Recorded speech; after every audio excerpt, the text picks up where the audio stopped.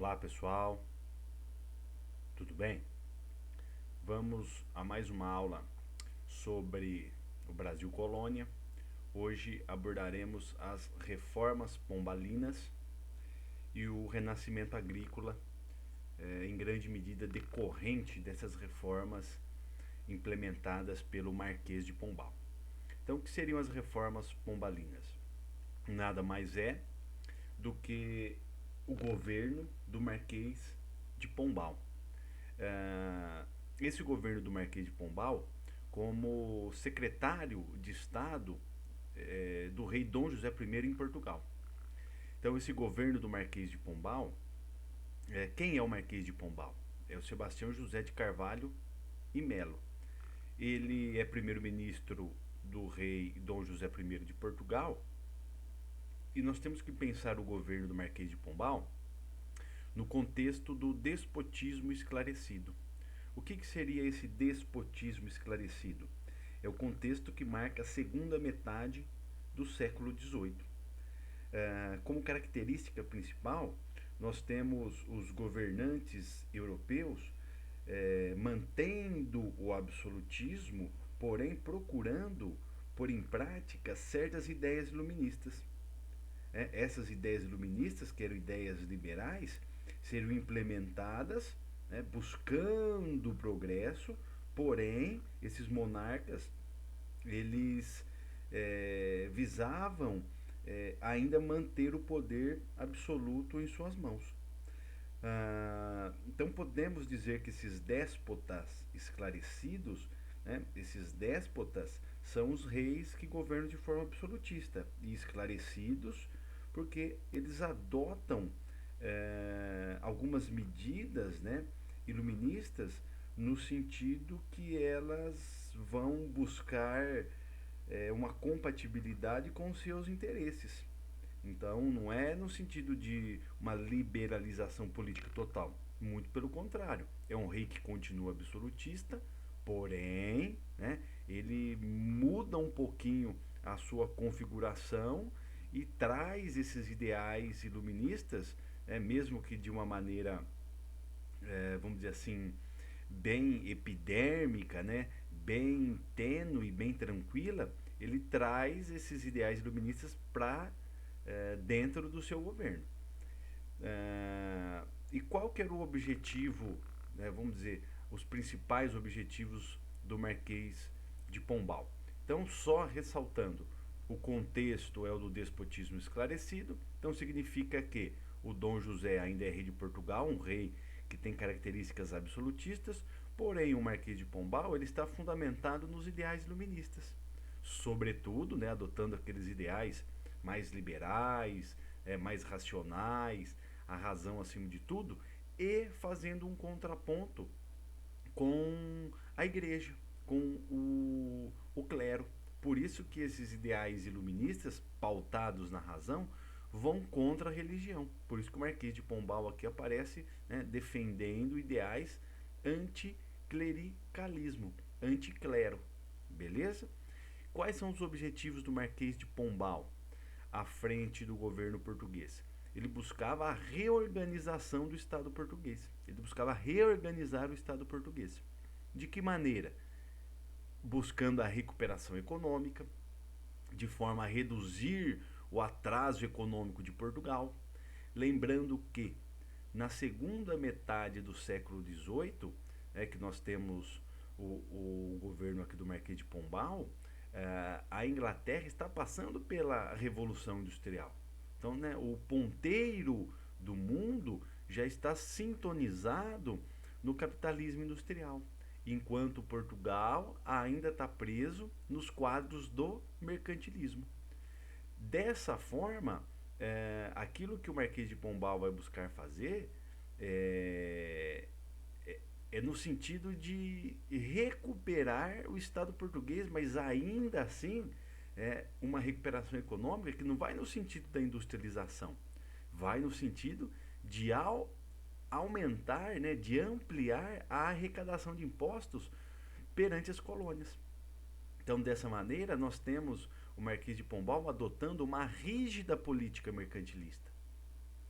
reduzir essa dependência perante a Inglaterra, de forma a você aumentar, vamos dizer assim, as suas rendas, as suas receitas perante as colônias, né? Aumentar a cobrança de impostos em relação ao Brasil, por exemplo, a tributação do ouro, que é o que está ocorrendo nesse momento no Brasil, todos aqueles impostos sobre a mineração, principalmente a derrama, é isso que o Marquês de Pombal está buscando. E perante a Inglaterra existia um grande déficit do Estado português, um déficit na balança comercial de Portugal. O que o Marquês queria fazer era justamente melhorar esse déficit da balança comercial portuguesa perante a Inglaterra e reduzir essa dependência de Portugal perante a Inglaterra. Por isso que o Marquês de Pombal vai revogar o Tratado de Methuen. Esse Tratado de Methuen, que é o de panos e vinhos, ele era totalmente desfavorável para os portugueses. Ele pesava a balança comercial portuguesa ao exportar vinho e azeite para a Inglaterra e importar os produtos industriais. Você tinha um grande déficit da balança, ficava negativo esse comércio, né? As contas não fechavam para o rei de Portugal, para a coroa portuguesa. É aí que entra o ouro do Brasil, pagando essa conta, e o ouro do Brasil indo parar justamente lá na Inglaterra, financiando a Revolução Industrial. Então o ouro do Brasil, muitas vezes, né, foi para cobrir o rombo que o Tratado de Methuen abriu nas contas da coroa portuguesa, do Reino de Portugal. Beleza? Essa reorganização do Estado português também visava a centralização administrativa.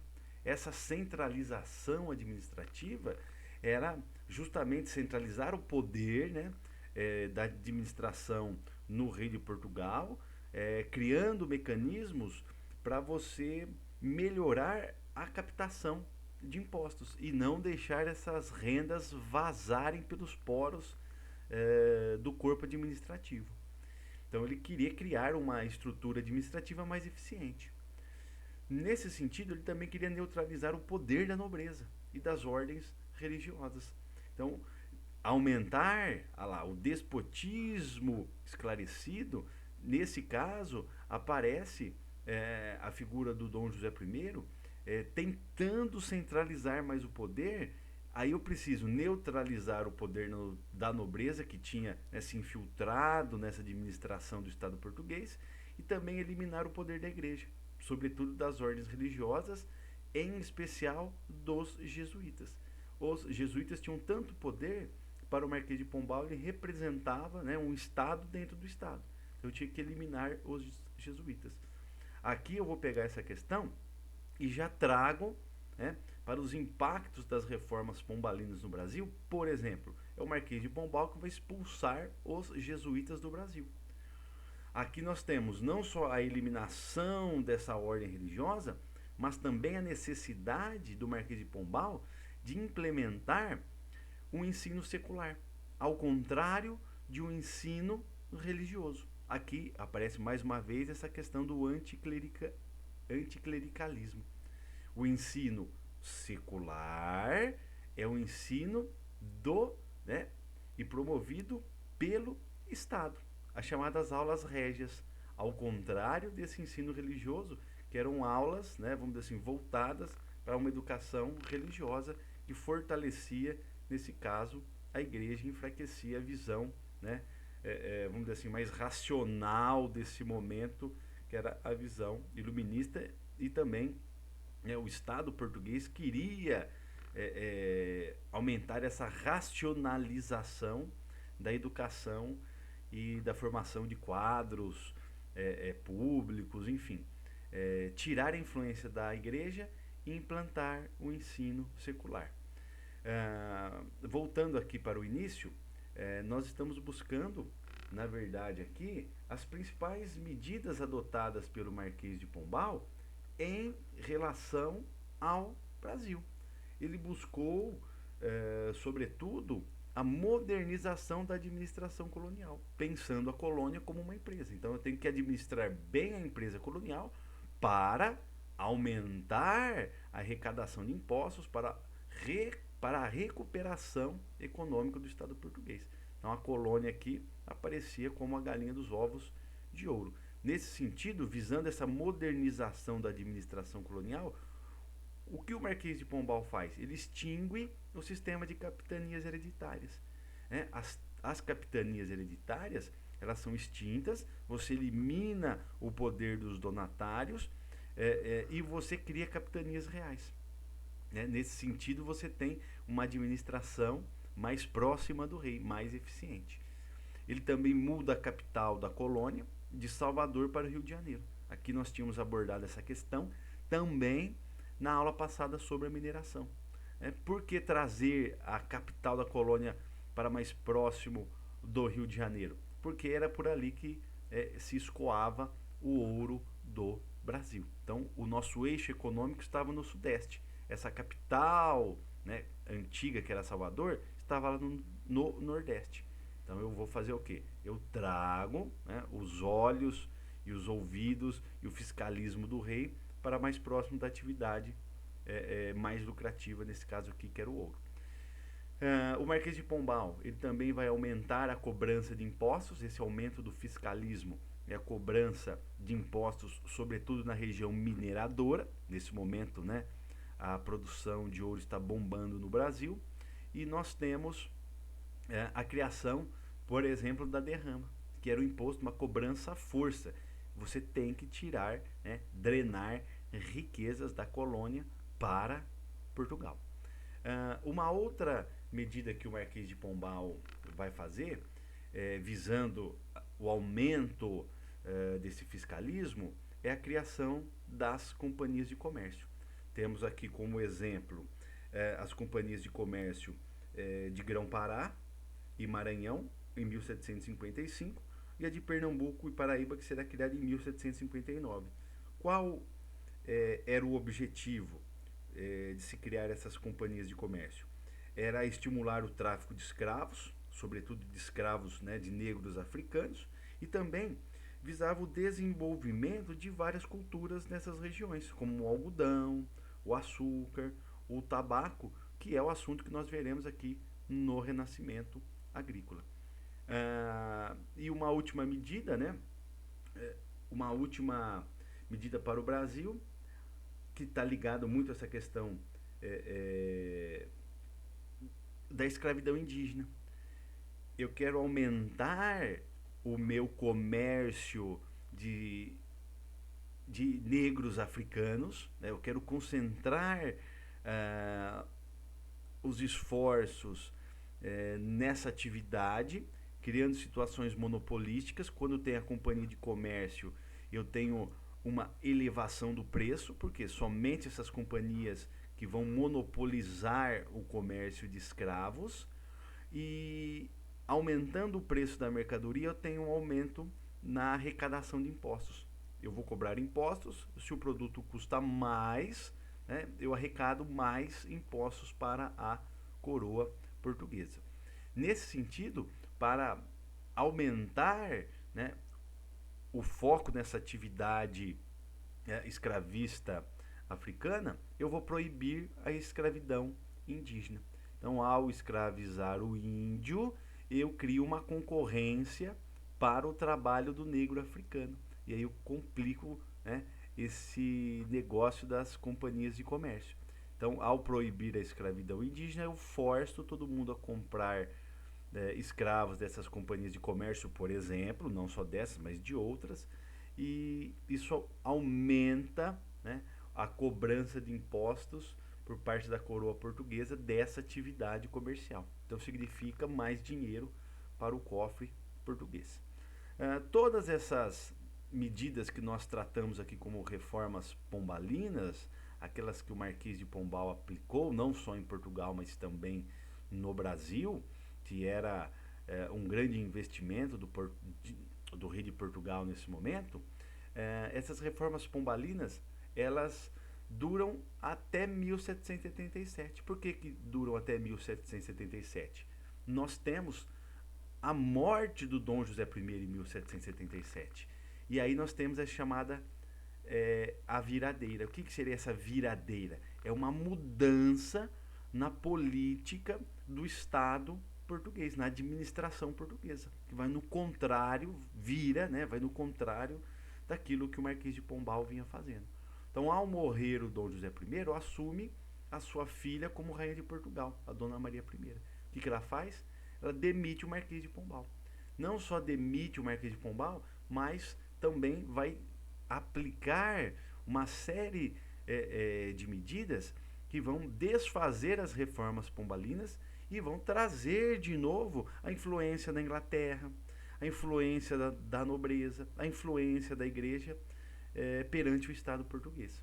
Então, por isso nós chamamos de viradeira. É uma mudança drástica, né? A demissão do Marquês de Pombal e a adoção de um caminho que vai na contramão daquilo que o Marquês de Pombal vinha fazendo. Então, por exemplo, ela vai publicar o alvará de proibição industrial em 1785. Qual que era o objetivo? Era proibir a industrialização na colônia. Com qual sentido? De dar privilégio. Se eu não vou produzir bens industriais aqui na colônia, eu vou comprar justamente da Inglaterra.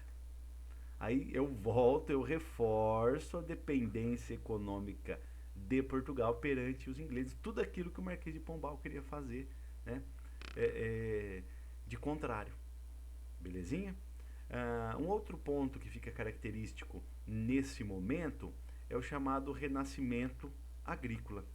O que seria o renascimento agrícola? É um momento que nós estudamos na história do Brasil. Na verdade, foi uma fase intermediária, uma fase de transição na economia colonial brasileira, entre a época da mineração e o aparecimento do café. Então é esse ato que vai entre o finalzinho do século XVIII, já da decadência da mineração ali por volta de 1790, até o aparecimento do café com força no setor exportador, como principal produto da nossa balança comercial, lá de 1830 para frente. E o que nós temos nesse renascimento agrícola?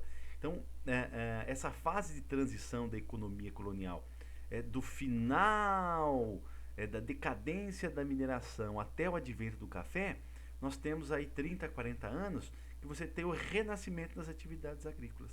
E o que vai impulsionar esse renascimento agrícola? Por exemplo, a primeira Revolução Industrial. A primeira Revolução Industrial, lá na Inglaterra, ela promove o crescimento demográfico da população das metrópoles europeias, bem como o fomento de algumas mercadorias, de matérias-primas, na verdade, que são necessárias para a Revolução Industrial, como o algodão. Um outro ponto interessante, a independência dos Estados Unidos. A independência dos Estados Unidos em 1776, a guerra que decorre da independência dos Estados Unidos, que nós estudaremos na próxima aula, ela vai reduzir a produção de algodão no sul dos Estados Unidos, e isso vai atrapalhar a importação desse algodão para a Inglaterra, e a Inglaterra vai buscar outros mercados. A Inglaterra passa a importar o algodão do Brasil. Então, olha só que interessante. O algodão é a matéria-prima básica para a indústria, para a Revolução Industrial Europeia. E a produção no Brasil passa a ser fomentada por Portugal com a criação da Companhia Geral do Comércio do Grão-Pará e Maranhão. Aqui no Brasil ele era cultivado em grandes propriedades, trabalhadas por negros africanos, porém eram vamos dizer assim, eram investimentos bem menores do que a montagem de uma produção açucareira, de um engenho, de uma propriedade que passaria a plantar a cana-de-açúcar, montar o engenho, era muito mais caro. Então, a desorganização da produção no sul dos Estados Unidos por conta das guerras que irão resultar aqui da independência, promove um surto, né, da produção algodoeira no Brasil, sobretudo na região ali do Maranhão.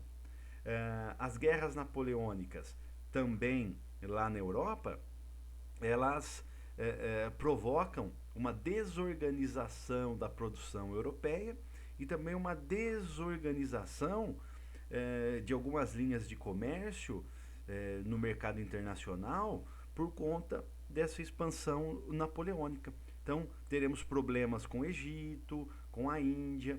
Isso vai favorecer no Brasil a produção de alguns produtos agrícolas, de bens agrícolas, que vão servir para o mercado europeu. Então, nós temos aqui o renascimento agrícola sendo fomentado por fatores externos, né? Então, uma conjuntura internacional que promove, que facilita esse renascimento agrícola aqui no Brasil, e também nós temos fatores internos. A decadência da mineração, ela promove, né, ela incentiva a volta à agricultura de exportação. Então, quem possuía riqueza que foi auferida com os negócios do ouro, eles passam a investir, né, já que eu não tenho mais a extração aurífera, a investir em propriedades agrícolas, né, em latifúndios que podem ser trabalhados por escravos, e eu vou produzir determinadas mercadorias que passarão a ser exportadas para esse mercado, né, ou norte-americano ou europeu aqui, beleza? Nós temos também aquelas reformas pombalinas, irão dar um incentivo a alguns produtos, através, por exemplo, da criação das companhias de comércio. E dentre os principais produtos que serão produzidos pelo renascimento agrícola, né, nesse contexto aí que a gente chama de renascimento agrícola, quais são esses principais produtos que o Brasil passa a exportar? É o algodão, né, o açúcar, o tabaco, o cacau e o café. Então, os principais produtos desse que ficam evidentes nesse renascimento agrícola, que é a volta, né, de um incentivo à agricultura de exportação no Brasil, e aí também, né, uma crítica, nós voltamos a produzir ainda aqui no sistema de plantation. É a grande propriedade, trabalhada por escravo e voltada à exportação. Bem típico, né, daquele arcabouço que define uma colônia de exploração. O latifúndio, o trabalho escravo e a produção voltada para exportação. Então, esse renascimento agrícola, ele é fomentado por fatores externos e também por fatores internos, sobretudo a decadência da mineração, né, que gera a necessidade de você buscar novos investimentos. E aí o interessante é que nesse momento aqui, até o café despontar lá nos anos 1830 e 1840, nós temos aqui, né, o aparecimento, a ausência nesse momento do fim da mineração até o aparecimento do café, nós temos o Brasil buscando aí a sua vocação agrícola, tentando encontrar um produto para servir de suporte à nossa balança comercial. Beleza? Pessoal, um abraço.